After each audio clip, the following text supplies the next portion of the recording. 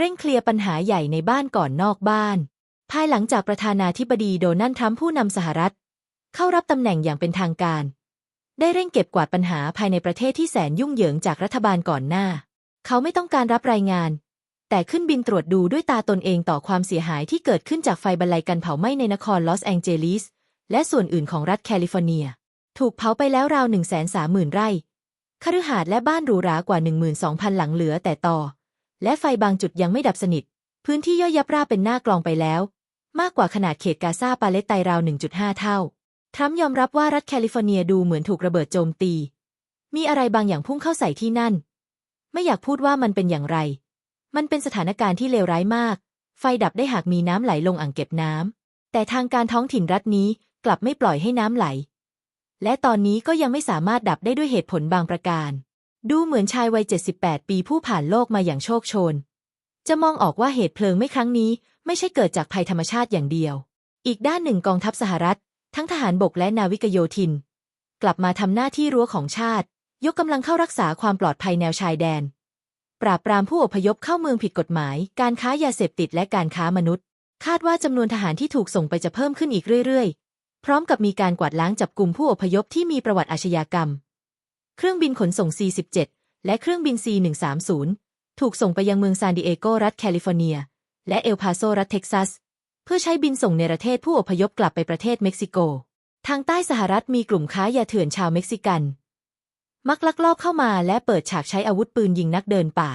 จากนั้นหลบหนีข้ามชายแดนเข้าไปในเม็กซิโกทรัมป์จึงกำหนดให้กลุ่มค้ายาเสพติดเป็นผู้ก่อการร้ายดังนั้นกองทัพและทหารจึงถูกส่งไปที่ชายแดนทางใต้ด้วยเหตุผลนี้ตำรวจนครนิวยอร์กไม่พบรายงานความรุนแรงจากอาวุธปืนมาเกือบ1 สัปดาห์ตั้งแต่ทรัมป์รับตำแหน่งผู้นำสหรัฐได้ไปตรวจความเสียหายจากน้ำท่วมในรัฐนอร์ทแคโรไลนาที่อดีตรัฐบาลไบเดนอ้างว่าหมดงบประมาณหน่วยรับมือภัยพิบัติฉุกเฉินหรือฟีมาในสังกัดกระทรวงความมั่นคงภายในปัจจุบันสภาพบ้านเรือนยังเละเหมือนเดิมทรัมป์จึงประกาศตั้งหน่วยงานพิเศษชุดใหม่เพื่อเร่งให้ความช่วยเหลือแทนฟีมาเขาประกาศว่าจะลงนามในคำสั่งเพื่อปฏิรูปหรืออาจจะยุบหน่วยฟีมาไปเลยเพราะการตอบสนองต่อภัยพิบัติควรอยู่ในมือของรัฐบาลท้องถิ่นไม่ใช่ระบบราชการส่วนกลางที่ยุ่งยากที่ผ่านมาหน่วยงานนี้ขัดขวางความพยายามบรรเทาทุกข์ของพลเมืองจิตอาสาและกลุ่มต่างๆในรัฐที่เกิดภัยพิบัติประเมินว่าทรัมป์เป็นนักการเมืองรุ่นเดอะและเป็นพ่อค้าการแก้ปัญหาหน้างานแรกแบบถึงลูกถึงคนด้านภัยพิบัติและปัญหาความมั่นคงจากผู้อพยพเข้าเมืองผิดกฎหมายตอกย้ำถึงความแตกต่างอย่างชัดเจนระหว่างความเป็นผู้นำของเขาและการละเลยปัญหาภายในบ้านของไบเดนแม้พายุเฮอริเคนพัดถล่มบ้านเรือนได้รับความเสียหายอย่างหนักมากผ่านไปเกือบ4 เดือนที่แล้วแต่หน่วยงานส่วนกลางยังไม่ได้เริ่มฟื้นฟูหรือทำอะไรเลยประชาชนพื้นที่ได้รับผลกระทบยังคงรอความสนใจช่วยเหลืออย่างยิ่งความล่าช้าในลักษณะนี้สะท้อนให้เห็นถึงความสำคัญกับปัญหานอกบ้านมากกว่าปัญหาภายในบ้านในลอสแองเจลิสไฟไม่ใหญ่ผ่านไปเกือบ20 วันวอดวายไปกว่า 130,000 ไร่แต่ทางการท้องถิ่นพรรคของไบเดนกลับยังขัดขวางการปล่อยให้น้ำไหลลงอ่างขนาดใหญ่เพื่อใช้สำหรับดับเพลิงเหลือเชื่อมากส่งผลให้ทรัพย์สินสัตว์ป่าและผู้คนหลายแสนรายเดือดร้อนธุรกิจสิ้นเนื้อประดาตัวแต่รัฐบาลไบเดนกลับจัดลำดับความสำคัญไปทุ่มเงินและอุปกรณ์ส่งไปนอกบ้านให้ยูเครน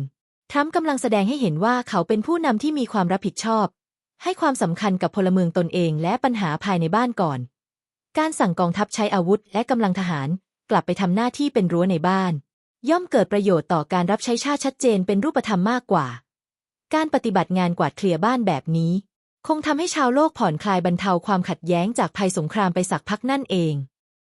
โปรดกดไลค์กดแชร์พร้อมกดปุ่มติดตามไว้แจ้งเตือนตอนต่อไป